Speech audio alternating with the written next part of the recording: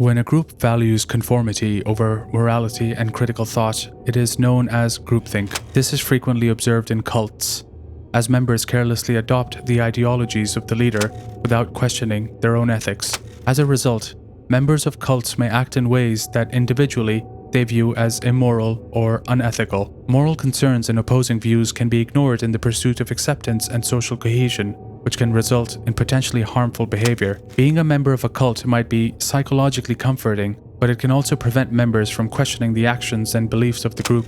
This dynamic is often exploited by cult leaders to control their members and uphold bad behaviors, which reinforces the conformity and groupthink loop within the cult. In March 2016, police in North Shields, England received a frantic call from Zahid Zaman, a man they were familiar with, claiming, "She attacked me and killed Jimmy." When they arrived at the scene, they found the decomposing body of Jimmy Prout wrapped in a sleeping bag and partially consumed by animals. What made this case even more disturbing was that his death was not a result of a sudden act of violence, but rather months of torture inflicted by former friends, including his ex-girlfriend. Dubbed the North Shields death cult by the media, this gruesome crime revealed failures in the justice system, as well as social services and healthcare providers who had missed opportunities to prevent it from happening. Hello, and welcome to my channel. Make sure you like, share, and subscribe for all things dark and mysterious. Now, let's lift the thin veil.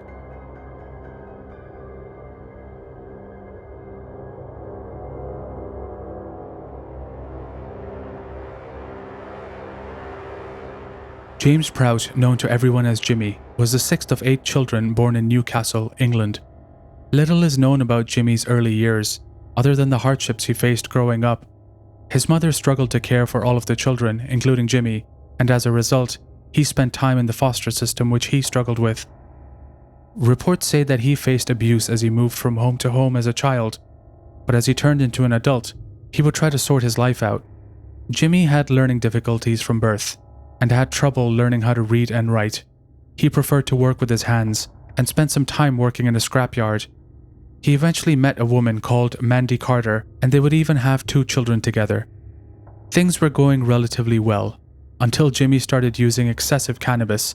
This caused tension in the household, which eventually led to them being divorced. Jimmy relocated to North Shields, a coastal town in the borough of North Tyneside, just 8 miles away from Newcastle, with a population of about 35,000. Here, he led a simple life, taking on odd jobs every so often, but he would find himself dabbling in petty crimes. He mostly struggled to make ends meet. Despite his involvement in minor crimes, Jimmy had a heart of gold according to those who knew him. People often described him as shy and vulnerable, yet he would do anything for anyone, including his ex-wife and their children. He would eventually find himself on the streets, and as sometimes is the case with people who were impoverished, unfortunately, Jimmy would get addicted to alcohol.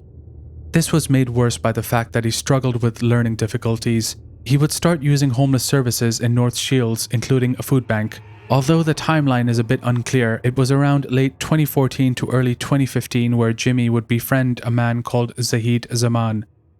Zahid and Jimmy would soon become close friends. Or so Jimmy was led to believe. Born in Sheffield on the 19th of December 1973, Zahid Zaman's history is mostly unknown, including his family, place of education, and upbringing.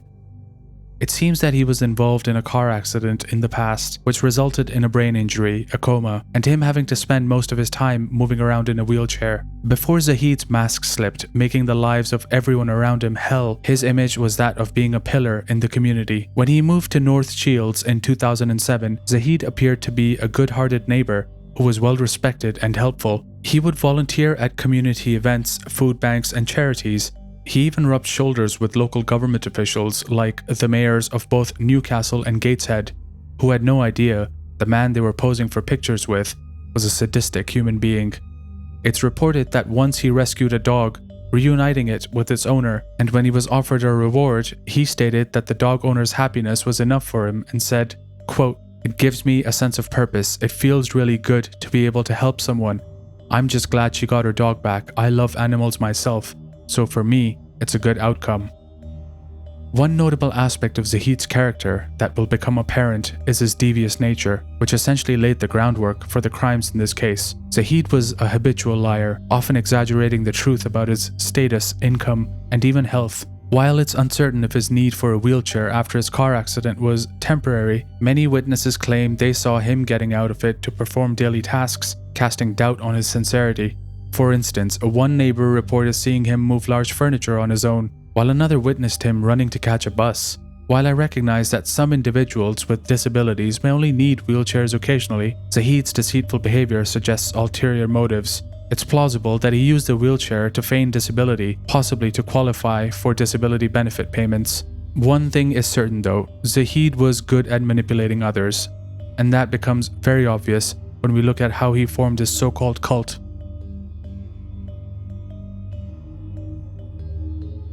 Zahid lived with a woman called Kay Rayworth, who was the owner of a house at 35 St. Stephen's Way in North Shields. Before she met Zahid, her friends reported her as being an active part of the community, friendly and caring. She worked as a caregiver, which means she helped older people professionally. After Kay's divorce in 2004, she turned towards drinking and met Zahid through an internet dating site. Friends of Kay remember seeing Zahid's profile on a dating site with a photo of him posed in front of gold bullions, possibly an attempt to show his made-up social and economic standing to potential suitors. Through clever lies, Zahid would eventually work his way to Kay's heart and into her life. After a few months of seeing each other online and in real life, Zahid would move from Sheffield to North Shield into her house in 2007. It would start with small things like him dictating where furniture would go in the house, but he would eventually take complete control over Kay's life by not allowing her to see anyone without his permission. He forbade her from participating in the community events she used to attend, and even boarded up the windows so nobody could see what was going on inside. Zahid often used to hit her with a cane and threatened her with a hammer if she disobeyed his commands. He would also control all her finances whilst living in her house. Kay had attempted to leave Zahid many times, but what stopped her is that he would threaten to take his own life if she left him. Over time, Kay would reportedly become a shell of what she used to be. Further down at 75 St. Stephen's Way, Zahid had forced Kay to purchase a second property that she rented out to Ann Corbett, who was 26 and also had learning difficulties, much like Jimmy Prout, who would eventually move into this house as well. The exact timeline of events is unknown, but from what I understand, Jimmy, Ann, and Zahid met at the food bank where Zahid volunteered. It was here he offered housing at Kay's second property in exchange for Jimmy and Ann's labor. In actuality though, this was just Zahid's way of threatening to put them in risk of homelessness should they ever defy him. Jimmy and Ann would be in a relationship for a little while before it would fall apart, but they would both continue to stay in 75 St. Stephen's Way. Ivan, the brother of Ann, also briefly resided on the property before leaving for unspecified reasons. It is said that Zahid harbored strong feelings against Ivan, probably because he was more difficult to manipulate and control than the others. In 2009, Zahid would eventually connect with Myra Wood on Facebook. They would get romantically involved in July 2013 when Myra's prison term for theft ended. Myra eventually moved into 75 St. Stephen's Way with Jimmy and Ann sometime in 2015. While he was seeing Myra, Zahid continued to live at number 35 with his other partner, Kay. Myra would eventually end up as bad, if not worse, than Kay Rayworth. According to Myra's daughter, Zahid took total control over her, causing her to withdraw and isolate herself from everyone outside of their circle. She was not allowed to communicate with anyone else, and could only respond to messages from Zahid or those from other people with his consent. She was officially employed by the government as Zahid's caregiver, but he would collect her pay in addition to the benefits he would receive for his supposed disability. This would put him in a position where he would be controlling everyone's finances and everyone's housing situation. In addition, Zahid would abuse her if she declined his advances for sex. If this man hasn't disgusted you enough, Zahid allegedly used to command her to have sex with his dog and drink its urine. Zahid's only goal in carrying out these heinous deeds was to gain complete control over a group of people who were already incredibly vulnerable, and if they weren't, he would make sure they would become so after meeting him. It was around 2015 that marked the turning point in Zahid's supposed cult formation scheme when Myra Wood was indoctrinated to join the group.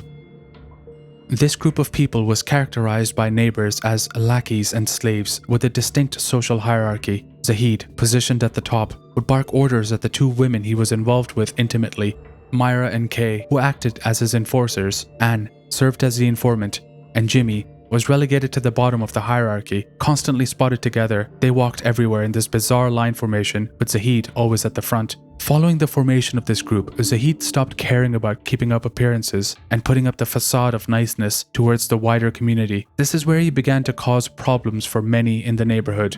One neighbor, Lee Scott, reported that Zahid would make up accusations against him, often threatening to use footage from numerous CCTV cameras he'd set up to keep tabs on the neighborhood. Zahid would also wear a body camera and provoke everyone to react so he could call the police. He reportedly threatened to burn someone's shed down, attacked someone with a snooker ball in a sock, and often made loud hammering noises in the middle of the night to give his neighbors an excuse to call the police. It was later discovered that the hammering noises were him having fits of rage when someone from the group would make him mad. If the police were called on him, he would complain to them that the people in the neighborhood hated him due to his race or disability to feign sympathy. Jimmy, being at the bottom of the pecking order, would eventually turn into the group's punching bag and scapegoat for anyone's mishaps. If someone were to make a mistake that would aggravate Zahid's short fuse, they would transfer the blame to Jimmy. For punishments, the group would make him stand for hours and taunt him. They would force him to do the cooking, cleaning, and the maintenance of the house without pay. They would also abuse him emotionally by calling him names and bullying him. This mental torture was meant to break Jimmy down and make him completely dependent on Zahid. Any money that he did make from doing other jobs would go straight into the hands of Zahid. This continued for months, but it did not reach its full potential until an altercation which would seal Jimmy's unfortunate fate. In November 2015, Zahid complained some of his tools had gone missing and started blaming Ann and her brother Ivan, whether out of fear of what Zahid would do to her or out of vengeance. Ann denied the allegations and blamed Jimmy. This is when Zahid and subsequently the rest of the group would escalate the level of torture inflicted upon him. This is something that would escalate in several incidents over approximately 4 months, but Jimmy would be beaten, poked, and prodded with various household objects, including hammers, rubber mallets, bats, and basically anything the group could get their hands on. This would happen whenever Zahid felt like it. He was, for all intents and purposes, a godlike figure with complete control over the group. Jimmy, at some point, would always have a jacket on to cover up his bruises. He would even visit the hospital 3 times in 1 week, with bruises and knife wounds all over his body. It's reported that he was dirty, disheveled, and malnourished. The entire group would accompany him, still treating him like dirt, but for some bizarre reason, this did not raise red flags for anyone. Zahid would lie and tell the doctor things like he fell down the stairs or hurt himself working. I'm sorry, but if you're a doctor and someone walks into your office with knife wounds and injuries all over your body, clearly being mistreated by the people with him, how the hell do you not get suspicious and call someone who can look at it? Neighbors would say that Jimmy went from being someone who would at least make small talk every now and then to extremely distant and withdrawn. They would also remark how he always seemed to be in pain. Over time, the punishments continued to increase in severity. On one occasion, Jimmy was made to have his teeth knocked out with a hammer and chisel. He was also choked and had the group smash various items over his head, including glass bottles. Jimmy would post pictures of some of his injuries on Facebook on different occasions. This was his way of asking for help. Help he never got. Looking at the photos from before and after this motley crew was formed, starvation might have been a tactic that was used as well. Jimmy does appear to look skinnier and much scruffier. However, it is unclear if that was a planned approach or just a result of overall negligence. Zahid's methods of torture would only grow worse, as he would threaten Jimmy to sexually assault his dog. They would also force Jimmy to drink the dog's urine. One night, Jimmy would go through one of the most grotesque forms of torture. It's not clear what led to this, but Zahid went into another fit of rage over something extremely small, most likely.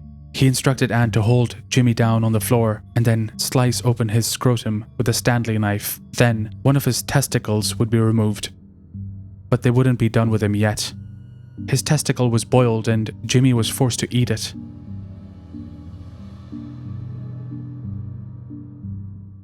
In October 2015, which was a few months before his demise, it seems that Jimmy was still able to move around without any issues.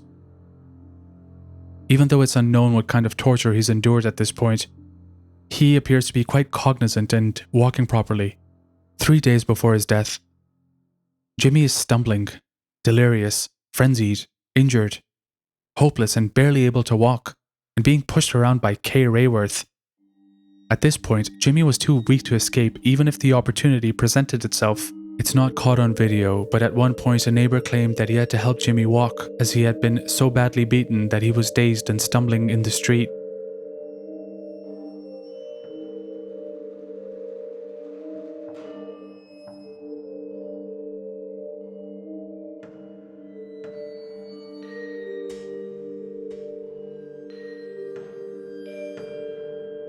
In this footage, likely a day or two before his death, the group head out and James collapses, most likely due to pain and exhaustion.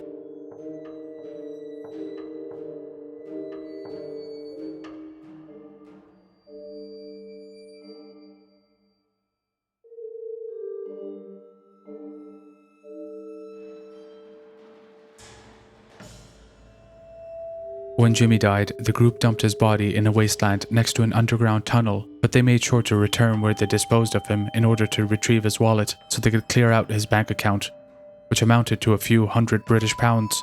Although the specific cause of death remained unknown, the forensic pathologist assigned to the case determined that Jimmy's body was likely unable to bear the pain and suffering any longer, and he succumbed to his injuries. Their final act of cruelty towards Jimmy was to gag him and keep him trapped in a room where they most likely discovered his dead body. For the next few weeks, the group did try to hide their tracks, scouring the town to see whether anyone had seen Jimmy. This was done to create the appearance that he had vanished, and they were clueless as to his whereabouts. After a few weeks of putting up the act, Zahid decided to take matters into his own hands because he was concerned that Ann may confess to the crime at that time.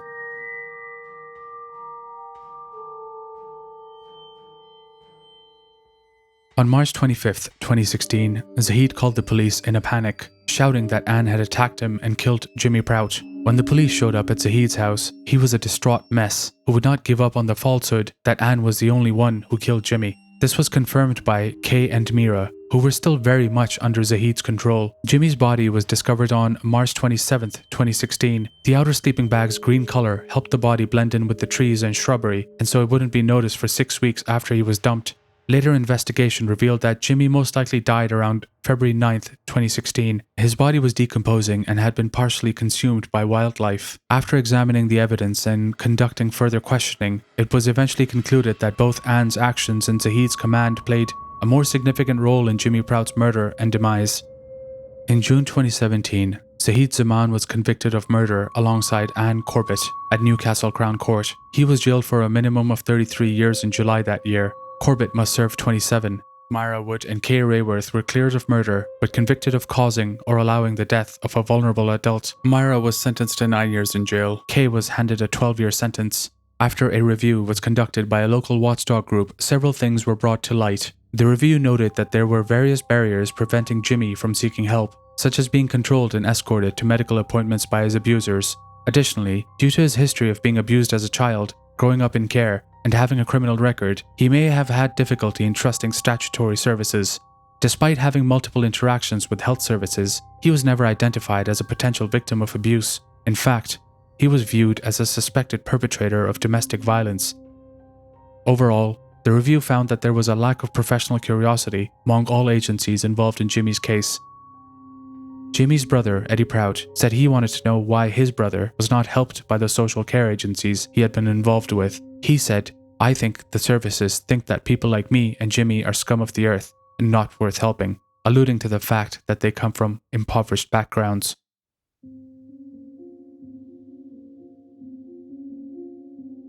Zahid was a dangerous, sadistic narcissist. His involvement with every woman led them to go through a big transformation. He isolated them from their previous lives completely, which is a classic abuser tactic itself. Then he preyed on their vulnerabilities to get them under his complete control. Now, it's important to note that while there is clear evidence that Kay, Myra, and Ann suffered tremendous amounts of physical and emotional abuse at the hands of Zahid, they played a big part in what was done to Jimmy, and that is where any sympathy I had for them stopped. As for whether or not they were a cult, the media certainly portrayed them that way, and I can see why. But I think it's important to remember that outside of the forced, unquestioned worship of Zahid, there was no overarching ideology they explicitly dedicated themselves to, though if it wasn't stopped, it could have potentially turned into a cult. Some might disagree with me, but either way, it does not take away from the disgusting acts they committed against a vulnerable person. The only person who truly matters here is the one everyone failed: